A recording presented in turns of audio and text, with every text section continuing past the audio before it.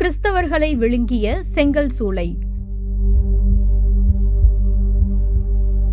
பாகிஸ்தான் படோக்கி பகுதியில் கடும் வெயிலில் உழைத்து தாகத்தால் தவித்த சாதிக் என்ற 39 வயது கிறிஸ்தவ தொழிலாளி சக தொழிலாளியின் கூலரிலிருந்து நீர் அருந்தினார். ஒரு கிறிஸ்தவன் தொட்டதால் நீர் தீட்டாகிவிட்டது என்ற மதவெறி வெறுப்பு சாதிக்கின் தொண்டையை அறுத்து கொடூரமாக பழிவாங்கியது.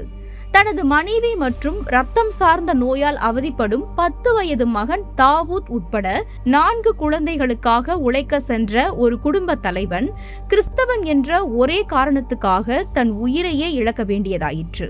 இந்த ஒரு கொடூர சம்பவம் மட்டுமல்ல.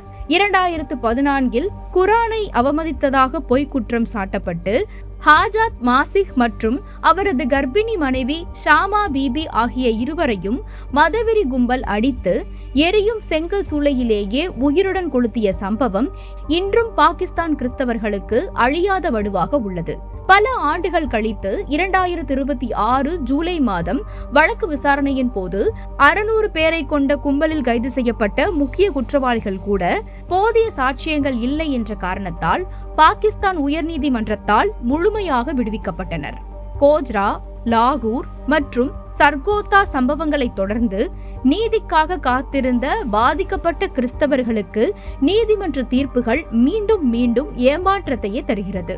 பாகிஸ்தானில் கிறிஸ்தவர்களாக இருப்பது மட்டுமே இத்தகைய கொடுமைகளுக்கும் ஒடுக்குமுறைகளுக்கும் முதன்மை காரணமாக அமைகிறது. மதவெறியின் பெயரால் கொலைகள், வீடுகள் எரிப்பு மற்றும் பொய் குற்றச்சாட்டுகளுக்கு ஆளாகும் கிறிஸ்தவர்களுக்கு அடிப்படை உரிமை முதல் நீதிமன்றங்களின் நியாயமான தீர்ப்பு வரை எல்லாமே மறுக்கப்படுகிறது.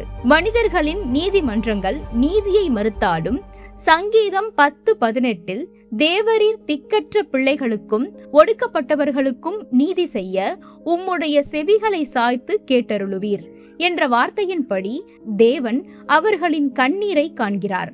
அநீதியால் தவிக்கும் பாகிஸ்தான் கிறிஸ்தவ சகோதர சகோதரிகளுக்காகவும் பாதிக்கப்பட்ட குடும்பத்திற்காகவும் நாம் பாரத்தோடு ஜெபிப்போம்.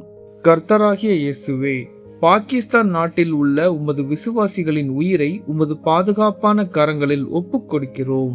இந்நாட்டில் உமது அன்பை அறிந்து கொள்ள பரிசுத்த ஆவியின் எழுப்புதலை தாரும். ஆமீன். இந்த இருள் நிறைந்த உலகில் ஜெபம் ஒன்றே ரே ஆஃப் ஹோப் என்று நாங்கள் நம்புகிறோம். ஆமீன்.